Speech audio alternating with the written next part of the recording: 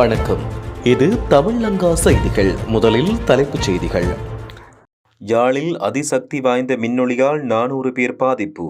நபருக்கு நேர்ந்த கதி. நாட்டை விட்டு வெளியேறிய ஆயிரக்கணக்கான மருத்துவர்கள், பேராசிரியர்கள். யாழ் கொழும்பு தொடருந்து சேவையில் சிக்கல், அமைச்சரின் அறிவிப்பு. யாழில் கோடிக்கணக்கில் தங்க நகை கொள்ளை, பெண் உள்ளிட்ட 3 கைது.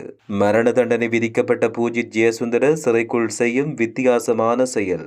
ஆயுள் தண்டனை கைதிகளின் தண்டனை காலம் தொடர்பில் செய்யப்பட்டுள்ள பரிந்துரை. ராஜபக்ஷமாகிய ஐக்கிய தேசிய கட்சி சர்ச்சைக்குரிய பல தகவல்களை அம்பலப்படுத்திய ஆசுமாரசிங்க.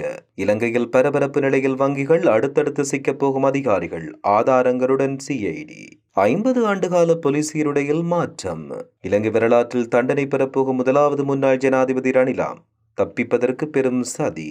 அனுர அரசு மீது கடும் கோபத்தில் மஹிந்த ராஜபக்ஷ. 24 மாலுமிகளுடன் சென்ற கப்பல் வங்காள விரிகுடாவில் விபத்து. விமானி போல் நடித்து பெண் அரங்கேற்றிய செயல் பேருந்தை விற்று வழங்கப்பட்ட பல லட்சம் ரூபாய். யாழ் பண்டத்திரிப்பு பிரான்பற்று ஆலய வருடாந்த திருவிழாவின் பொழுது பயன்படுத்தப்பட்ட அதிதீவிர ஒளி மின்குமல்களால் 400க்கும் மேற்பட்ட பொதுமக்கள், பக்தர்கள் கண்கள் பாதிக்கப்பட்ட சம்பவம் பெரும் அதிர்ச்சியை ஏற்படுத்தியுள்ளது. மேலும் இந்த சம்பவம் தொடர்பாக தெரிய வருகையில், இந்த சம்பவத்தில் மின்குமிழ்களை தம்பசம் வைத்திருந்த நபர் கைது செய்யப்பட்டு விளக்கமறியலில் வைக்கப்பட்டுள்ளார். பிரான்பற்று முருகன் ஆலய திருவிழாவின் பொழுது பொதுமக்களுக்கு பாதகமான முறையில் அதிக ஒளியை வெளியிடக்கூடிய மின்குமிழ்கள் பயன்படுத்தப்பட்டன. இதனால் திருவிழாவுக்கு வருகை தந்த 400க்கும் மேற்பட்டோரின் கண்களில் கடுமையான பாதிப்பு ஏற்பட்டது. சம்பவம் குறித்து வழக்கு பதிவு செய்த இளவாலை காவல்துறையினர் தீவிர விசாரணைகளை முன்னெடுத்துள்ளனர். மேலும் கைது செய்யப்பட்டுள்ள சந்தேக நபர் பலத்த பாதுகாப்புக்கு மத்தியில் நேற்று மல்லாகம் நீதவான் நீதிமன்றில் ஆஜர்படுத்தப்பட்டார். வழக்கை விசாரித்த நீதவான் சந்தேக நபரை எதிர்வரும் செப்டம்பர் 3ஆம் தேதி வரை விளக்கமறியலில் வைக்குமாறு உத்தரவு பிறப்பித்துள்ளார். மருத்துவர்கள் மற்றும் பல்கலைக்கழக பேராசிரியர்கள் உள்ளிட்ட 3000க்கும் மேற்பட்ட தொழில் வல்லுநர்கள் கடந்த காலங்களில் நாட்டை விட்டு வெளியேறியுள்ளனர். இலங்கையில் நிலவுகின்ற கடுமையான பொருளாதார நெருக்கடி மற்றும் அதிக வரிச்சுமை மற்றும் தொழில்சார் சிக்கலின் காரணமாக இந்நிலை ஏற்பட்டுள்ளது. அத்துடன் 2000 மருத்துவர்கள் வெளிநாடுகளுக்கு செல்ல தயாராகி வருகின்றனர். அரச மருத்துவ அதிகாரிகள் சங்கம் வெளியிட்ட தரவின்படி இந்த தகவல்கள் வெளிப்படுத்தப்பட்டுள்ளதாக தெரிவிக்கப்பட்டுள்ளமையும் குறிப்பிடத்தக்கது. கொழும்பு காங்கேசந்துறை தொடருந்து கடந்த 20ஆம் தேதி பழுதடைந்தமைக்கு தொடருந்து இயந்திரம் மோசமான நிலையில் இருந்தமையே காரணம் என்று தெரிவிக்கப்பட்டுள்ளது. இந்த விடயத்தை போக்குவரத்து பிரதியமைச்சர் பிரசன்ன குணசேன நாடாளுமன்றில் தெரிவித்தார். நாடாளுமன்ற உறுப்பினர் கவிந்த ஜெயவர்தன் எழுப்பிய வாய்மூல கேள்விக்கு பதில் வழங்கும் போது அவர் இதனை தெரிவித்தார். தற்பொழுது சேவையில் உள்ள பெரும்பாலான தொடருந்து இயந்திரங்கள் மோசமான நிலையில் உள்ளதாக பிரதியமைச்சர் குறிப்பிட்டார். இயந்திரங்கள் மற்றும் தொடருந்து பெட்டிகள் இரண்டையும் பழுது பார்ப்பதே எமது நோக்கம் என்றும் அவர் இதன்பொழுது தெரிவித்தார். யாழ்ப்பாணத்தில் பெண் உள்ளிட்ட 3 காவல்துறையால் கைது செய்யப்பட்டுள்ளனர். மேலும் 1,70,00,000 ரூபாய் பெறுமதியான தங்க நகைகளை கொள்ளையடித்தமை, உடைமையில் வைத்திருந்தமை, அத்துடன் உடந்தையாக செயற்பட்டமை உள்ளிட்ட குற்றச்சாட்டில் அவர்கள் கைது செய்யப்பட்டனர். யாழ்ப்பாணத்தில் 3 வெவ்வேறு இடங்களில் இடம்பெற்ற கொள்ளை சம்பவம் தொடர்பில் விசாரணை முன்னெடுத்து வந்த சாவகச்சேரி காவல்துறையினர் பொம்மிவெளி பகுதியைச் சேர்ந்த பிரதான சந்தேக நபரை கைது செய்தனர். கைது செய்யப்பட்ட நபரிடம் முன்னெடுக்கப்பட்ட விசாரணையின் அடிப்படையில் பெண் உள்ளிட்ட 2 கைது செய்தனர். கைது செய்யப்பட்டவர்களிடம் முன்னெடுக்கப்பட்ட விசாரணையில் கொள்ளையடிக்கப்பட்ட நகைகளை வெவ்வேறு இடங்களில் அடகு வைத்து பணம் பெற்றுக் கொண்டமை தெரிய வந்தது. அதன்படி அடகு வைக்கப்பட்ட நகைகளை மீளப்பெற விசாரணை முன்னெடுத்துள்ள காவல்துறையினர் சம்பவத்தோடு தொடர்புடைய மேலும் சிலரை அடையாளம் கண்டுள்ள நிலையில் அவர்களை கைது செய்வதற்கு நடவடிக்கை எடுத்துள்ளதாக தெரிவிக்கப்பட்டுள்ளது. மரண தண்டனை விதிக்கப்பட்டுள்ள முன்னாள் போலீஸ் மாதிபர் பூஜித் ஜெயசுந்தர சிறையில் தியானத்தில் ஈடுபட்டு வருவதாக சிறைச்சாலை வட்டாரங்கள் தெரிவிக்கின்றன. சிறைச்சாலை வளாகத்தில் அநேகமான நேரங்களில் ஜக்மன் பாவனா தியான நடையில் ஈடுபடுவதை அவதானிக்க முடிவதாக தெரிவிக்கப்பட்டுள்ளது. வெலிக்கடை சிறைச்சாலையின் மூத்த அதிகாரி ஒருவர் தெரிவித்தார். காலை வேளை சிறைச்சாலை அதிகாரிகளை சந்திக்கும் போது அவர் புன்னகையுடன் காலை வணக்கம் கூறி வாழ்த்துவதை வழக்கமாக கொண்டுள்ளதாக தெரிவிக்கப்பட்டது. உயிர்த்த ஞாயிறு பயங்கரவாத தாக்குதலை தடுக்க தவறிய மற்றும் பொறுப்புகளை சரியாக நிறைவேற்ற தவறியமை போன்ற குற்றச்சாட்டில் குற்றவாளியாக அறிவிக்கப்பட்டு முன்னாள் பாதுகாப்பு செயலாளர் கேமஸ்ரீ பெர்னாண்டோ மற்றும் முன்னாள் போலீஸ் மாதிபர் பூஜி ஜெயசுந்தர் ஆகியோருக்கு மரண தண்டனை விதிக்கப்பட்டுள்ளது. எனினும் இருவருக்கும் சிறையில் புத்தகங்கள் வாசிப்பதற்கு வாய்ப்பு வழங்கப்பட்டதாக சிறைச்சாலை தகவல்கள் தெரிவிக்கின்றமை குறிப்பிடத்தக்கது. மரணம் மற்றும் ஆயுள் தண்டனை கைதிகளின் தண்டனை காலம் தொடர்பில் ஜனாதிபதியிடம் விசேட பரிந்துரைகள் செய்யப்பட்டுள்ளன. ஆயுள் தண்டனை அனுபவித்து வரும் சிறை கைதிகளின் தண்டனை காலத்தை 20 ஆண்டுகள் குறைப்பதற்கும் அவர்களுக்கு வீட்டு விடுமுறை வழங்குவதற்கும் பரிந்துரை செய்து ஜனாதிபதி அருண்குமார் திசாநாயக்கவிடம் விசேட குழு அறிக்கை ஒன்றை சமர்ப்பித்துள்ளது. மரண தண்டனை மற்றும் ஆயுள் தண்டனை கைதிகளுக்கு பொது மன்னிப்பு வழங்குவதற்கான முறையான வழிமுறை ஒன்றை தயாரிக்க இந்த விசேட குழு நியமிக்கப்பட்டுள்ளது. ஓய்வு பெற்ற உயர் நீதிமன்ற நீதியரசர் எஸ் துரைராஜா தலைமையில் நியமிக்கப்பட்ட குழுவால் 10 மாத கால தீவிர ஆய்வுக்கு பின்னர் இந்த பரிந்துரைகள் அடங்கிய அறிக்கை கையளிக்கப்பட்டுள்ளது. மரண தண்டனை மற்றும் ஆயுள் தண்டனை கைதிகளுக்கு பொது மன்னிப்பு அளித்து விடுவிப்பதற்கான கிரமமான திட்டம் குறித்து யோசனைகள் முன்வைக்கப்பட்டுள்ளன. இந்த யோசனைகள் விரைவில் அமைச்சரவையில் ஒப்புதலுக்காக சமர்ப்பிக்கப்படும் என்று நீதியமைச்சர் கர்ஷன நாணயக்கார தெரிவித்தார். வழக்கு தாமதங்களுக்கு முக்கிய காரணமாக அமையும் ரசாயன பகுப்பாய்வு அறிக்கைகளை விரைவில் பெற்றுக்கொள்ள அரசாங்கம் நடவடிக்கை எடுத்து வருவதாகவும் அவர் இதன் பொழுது சுட்டிக்காட்டினார். ஐக்கிய தேசிய கட்சி இன்று ராஜபக்ஷமயமாகிவிட்டதோடு மொட்டு கட்சியின் கையாளாக மாறிக்கொண்டுள்ளதாக ஐக்கிய தேசிய கட்சியின் முன்னாள் உயர்பட உறுப்பினரும் முன்னாள் ஜனாதிபதி ரணில் விக்ரமசிங்கவின் ஆலோசகருமான பேராசிரியர் ராசமாரசிங்க தெரிவித்தார். தென்னிலங்கை ஊடகம் ஒன்றுக்கு வழங்கிய விசேட சபையில் இதனை குறிப்பிட்டார். ஐக்கிய தேசிய கட்சியில் இன்று நான் இல்லை, ஆனால் கட்சியை இல்லாதொழிக்கும் செயற்பாட்டில் நான் ஈடுபடப் போவதில்லை. ஆனால் வெளியிலிருந்து பார்க்கும்போது ஐக்கிய தேசிய கட்சி இப்போது உடைந்து சிதறிப் போயிருப்பது போல தெரிகிறது. எனவே எனக்கு ஆரம்பத்திலிருந்து இதில் விருப்பமில்லாத நபர் என்பதால் தான் நாங்கள் அமைதியாக இருக்கிறோம். அதனால் தற்போதைய சூழ்நிலையில் ஐக்கிய தேசிய கட்சிக்குள் எங்களால் அரசியல் செய்ய முடியும் என்று நான் நம்பவில்லை. அந்த காரணத்தினால் நான் அமைதியாக இருக்கிறேன். வேறு அரசியல் கட்சிக்கு செல்லவும் இல்லை. ஆனால் என்ன நடக்கிறது என்று பார்த்து கொண்டிருக்கிறேன். ராஜபக்சர்கள் அன்று ரணில் விக்ரமசிங்கவை ஜனாதிபதியாக்குவதற்கு 2 காரணங்கள் வலுவடைந்தன. இது தொடர்பாக அண்மையில் ரணில் விக்ரமசிங்க ஒரு நிகழ்வில் உரையாற்றும் போது தெரிவித்ததாகவும் அவர் குறிப்பிட்டுள்ளார். இலங்கையின் முன்னணி வங்கிகள் சிலவற்றின் முக்கிய அதிகாரிகளை கைது செய்வதற்காக குற்றப்புலனாய்வு திணைக்களம் விசாரணைகளை ஆரம்பித்துள்ளதாக தெரிவிக்கப்பட்டுள்ளது. மிகப்பெரிய அளவிலான போதைப்பொருள் கடத்தல்காரர்களின் பண பரிவர்த்தனைகளை வங்கிகளூடாக மேற்கொள்ள வசதிகளை வழங்கியதாக கூறப்படும் அதிகாரிகள் தொடர்பிலேயே விசாரணைகள் முன்னெடுக்கப்பட உள்ளது. வெளிநாடுகளில் தலைமறைவாக இருந்த நிலையில் கைது செய்யப்பட்டு இலங்கைக்கு அழைத்து வரப்பட்ட மிகவும் பெரிய அளவிலான போதைப்பொருள் கடத்தல்காரர்கள் சிலரிடம் தீவிர விசாரணைகள் முன்னெடுக்கப்பட்டது. இந்த விசாரணையின் போது வெளிப்பட்ட தகவலின் அடிப்படையில் குற்றப்புலனாய்வு திணைக்களம் விசாரணைகளை ஆரம்பித்துள்ளது. இந்த விசாரணையின் போது குற்றச்சாட்டுகள் முன்வைக்கப்பட்டுள்ள வங்கிகளின் முக்கிய அதிகாரிகள் சிலர் விரைவில் கைது செய்யப்பட உள்ளதாக தகவல்கள் வெளியாகியுள்ளன. சர்வதேச போலீசாரின் ஊடாக சிவப்பு அறிவித்தல்களின் அடிப்படையில் கைது செய்யப்பட்ட மிக பெரிய அளவிலான போதைப்பொருள் கடத்தல்காரர்கள் சிலரிடம் பண பரிவர்த்தனைகள் மேற்கொள்ளப்பட்ட விதம் தொடர்பில் அதிகாரிகள் தீவிர விசாரணை நடத்தியுள்ளதாக தெரிவிக்கப்பட்டுள்ளது.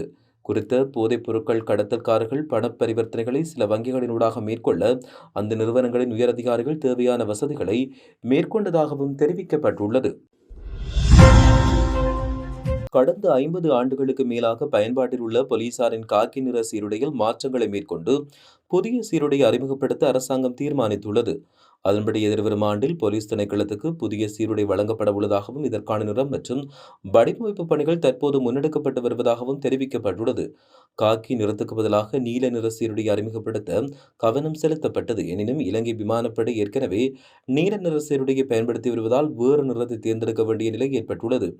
ஒரே நிறத்திலான சீருடையை நீண்ட காலம் பயன்படுத்துவதால் ஏற்படும் பல்வேறு நடைமுறை சிக்கல் மற்றும் தற்போதைய காலநிலை மாற்றங்களுக்கு ஏற்ற வகையில் இந்த புதிய நடவடிக்கை எடுக்கப்படுவதாக தெரிவிக்கப்பட்டுள்ளது.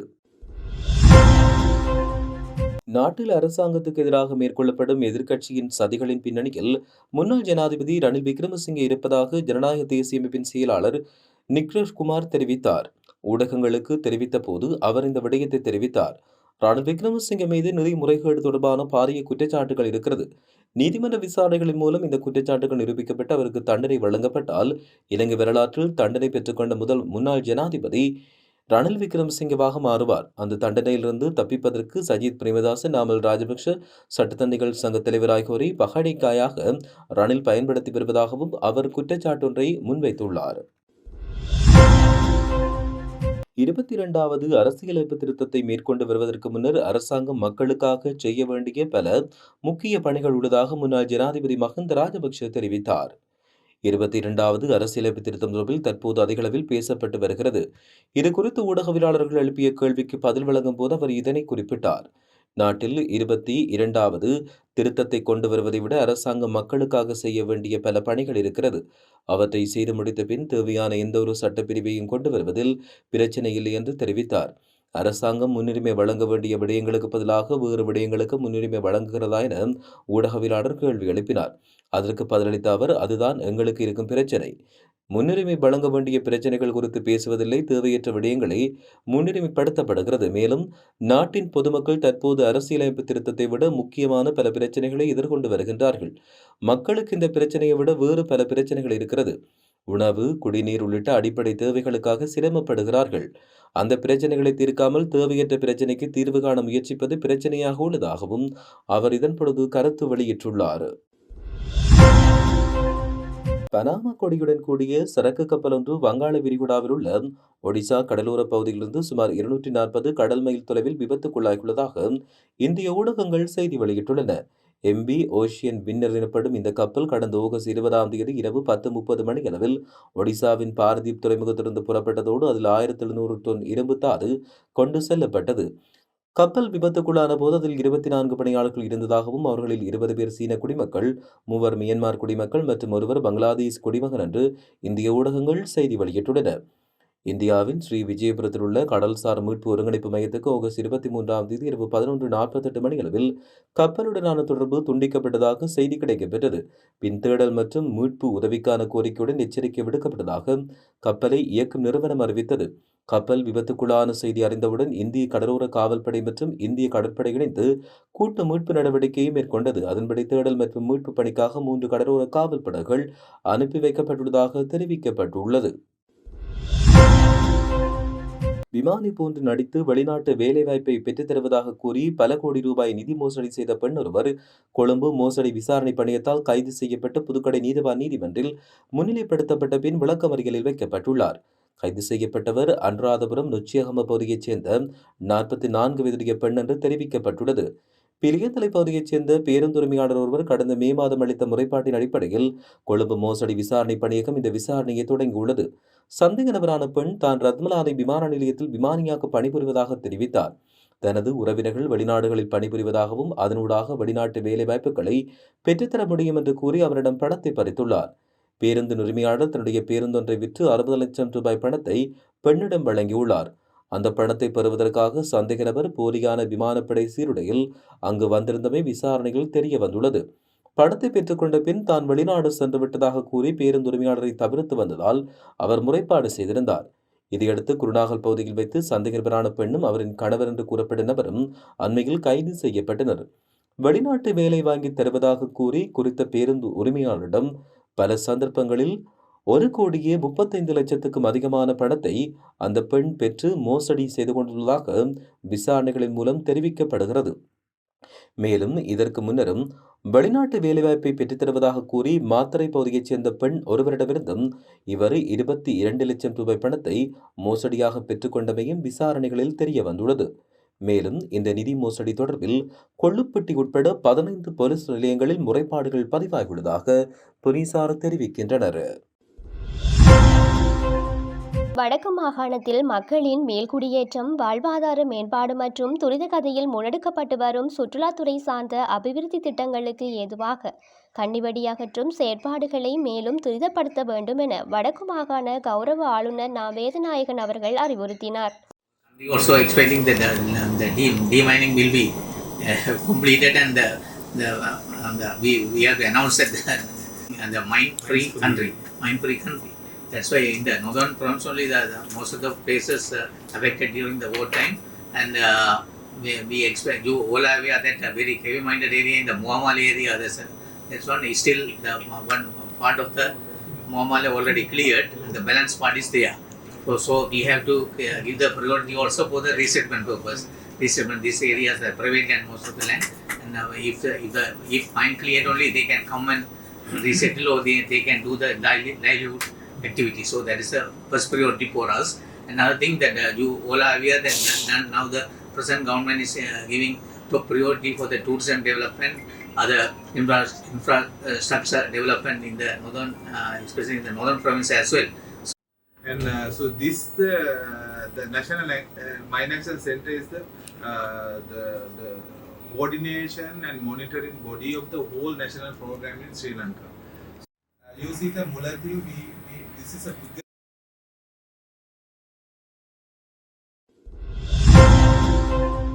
வடக்கு மாகாணத்தில் மேற்கொள்ளப்பட்டு வரும் கன்னிவெடி அகற்றும் செயற்பாடுகள் மற்றும் அவற்றின் தற்போதைய முன்னேற்ற நிலைமைகள் தொடர்பான விசேட கலந்துரையாடல் ஆளுநர் தலைமையில் வெள்ளிக்கிழமை வடக்கு மாகாண ஆளுநர் செயலகத்தில் சிறப்பாக நடைபெற்றது. செயற்கை நுண்ணறிவானது மனித அதிகாரிகளை மாற்றுவதற்காக அல்லாமல் அவர்களின் வினைத்திறனை அதிகரித்து மக்களுக்கான சேவைகளை துரிதப்படுத்துவதற்காகவே பயன்படுத்த வேண்டும் எனவும், தொழில்நுட்பம் எத்தனை வளர்ச்சியடைந்தாலும் நிர்வாகத்தின் மையமாக மனிதநேயமே தொடர்ந்தும் நிலைத்திருக்க வேண்டும் எனவும் வடக்கு மாகாண கௌரவ ஆளுநர் நா. வேதநாயகன் தெரிவித்தார். வடக்கு மாகாண நிர்வாக கட்டமைப்பில் செயற்கை நுண்ணறிவை பயன்படுத்துவது தொடர்பான விசேட கலந்தாய்வு செயலமர்வு வெள்ளிக்கிழமை வடக்கு மாகாண பிரதம செயலாளர் செயலக கேட்போர் கூடத்தில் நடைபெற்றது. இந்நிகழ்வில் பிரதம விருந்தினராக கலந்து கொண்டு உரையாற்றிய ஆளுநர் மேற்கண்டவாறு தெரிவித்தார். மனிதர்களால் நிர்வகிக்கப்படும் ஹியூமன் கவர்ன் பாத்திரங்களை உணர்ந்த செயற்கை நுண்ணறிவு கட்டமைப்புகள் ரோல் எவேர் ஏஐ ஃப்ரேம்வொர்க்ஸ் இவ்வாறு நிறுவன நுண்ணறிவை வலுப்படுத்தவும் மற்றும் ரெஸ்பான்சிவ் பப்ளிக் சர்வீஸ் ஆகிய 3 கவர்னன்ஸ் செயற்கை நுண்ணறிவால் இன்ஸ்டிடியூஷனல் ஒர்க் ஃப்ளோஸ் நவீனமயமாக இங்கு வந்திருக்கின்ற திரு செந்தில்குமாரன் அவர்கள் சீஃப் ஆர்டிஃபிஷியல் இன்டெலிஜென்ஸ் ஸ்ட்ராட்டஜிஸ்ட் அவர்களும் மற்ற அவர்களுடன் வந்திருக்கின்ற திரு தனுஷ்குமார் அவர்களை நாங்கள் எங்களுடைய வடக்குமான சார்பாக வரவேற்கிறோம். இது ஒரு அறிமுக நிகழ்வு. எவ்வாறு இந்த ஆர்டிஃபிஷியல் இன்டெலிஜென்ஸை எமது வடமான நிர்வாகத்துக்களை எவ்வாறு கொண்டு வருவது என்பதும் இதை எவ்வாறு பயன்படுத்தலாம் என்பது தொடர்பான ஒரு நிகழ்வாகத்தான் இருக்கும். அந்த வழி இங்கு தாங்களாகவே வருகிற எந்த விதமான ஒரு பலனையும் எதிர்பார்க்காமல் வருகை வந்திருக்கின்ற திரு செந்தில்குமார் அவர்களுக்கும் திரு தனுஷ்குமார் அவர்களுக்கும் அது மனமார்ந்த நன்றிகளையும் வாழ்த்துக்களையும் தெரிவித்துக் கொள்கிறேன். எனவே ஏஐ நிர்வாகத்தில் அறிமுகப்படுத்தப்படும் போது தரவு பாதுகாப்பு, தனி உரிமை, அணுகல் கட்டுப்பாடு, பொறுப்புக்கூறல் மற்றும் மனித மேற்பார்வை ஆகியவை தொடக்கத்திலேயே கவனிக்கப்பட வேண்டிய தேவை உள்ளது. ஒரு இயந்திரம் ஒரு பரிந்துரையை வழங்கலாம், ஆனால் இறுதி நிர்வாக பொறுப்பு ஒரு அரசு அதிகாரியிடமே இருக்கின்றது. இதை குறித்து நாம் ஒருபோதும் மறந்துவிடக்கூடாது. இன்னொரு முக்கியமான விடத்தையும் நான் சொல்லிக்கொள்ள விரும்புகின்றேன். வடக்கு மாகாணம் தனித்துவமான சமூக, மொழி, பண்பாட்டு மற்றும் புவியியல் சூழலை கொண்ட மாகாணமாகும். எனவே எமக்கான ஏஐ அமைப்புகள் வேறு இடங்களில் உருவாக்கப்பட்ட மாதிரிகளை அப்படியே கொண்டு வரும் முறையில் இருக்கக்கூடாது. ஏஐ வந்துவிட்டால் நமது பொறுப்பு குறைந்துவிடும் என்று நாம் நினைக்கக்கூடாது. மாறாக நமது பொறுப்பு இன்னும் உயர்கிறது. ஏனெனில் தொழில்நுட்பம் வழங்கும் தகவலை சரியாக புரிந்து கொள்வதும் அதன் வரம்புகளை அறிந்து கொள்வதும் சரியான மனித தீர்மானத்தை எடுப்பதும் அதிகாரியின் பொறுப்பாக உள்ளது. மனிதநேயம் நிர்வாகத்தின் மையத்தில் தொடர்ந்து இருக்க வேண்டும். அந்த நோக்கத்துடன் தான் நாம் செயற்கை நுண்ணறிவை அணுக வேண்டும். இன்று ஆரம்பமாக இந்த கலந்துரையாடல் வடக்கு மாகாண நிர்வாகத்தின் எதிர்காலத்தை பற்றி ஒரு தீவிரமான சிந்தனை பயணமாக அமையும் என்று கருதுகிறேன். பயன்படுத்தாவிட்டால் ஆர்வங்களை கேள்வி இருக்க போகுது. ஃபஸ்ட்டு ஃபோனில் ஒரு ஆப்பை பார்க்கும்போது நீங்கள் ஏதோ அதை இன்ட்ராக்ட் பண்ணியிருப்பீங்க, அதில் உங்களுக்கு ஒரு அனுபவம் இருந்திருக்கும். இந்த ஆர்டிஃபிஷியல் இன்டெலிஜென்ஸ் என்ன பண்ண போகுது அப்படின்னு நம்ம டீட்டெயிலாக பேசுறதுக்கு முன்னாடி இது கவர்மெண்ட்டுக்கு எப்படி யூஸ்ஃபுல்லாக இருக்க போகுது, கவர்மெண்ட்டில் ஒர்க் பண்ணக்கூடிய ஒரு governance structure, hierarchy, government officials, front and officers, secretary, chief secretary, ஒரு டிவிஷன் செக்ரட்டரி, இல்லை ஒரு ரூரல் அத்தாரிட்டி பீப்புளுக்கு அவங்களுடைய டே டு டே லைஃப்பில்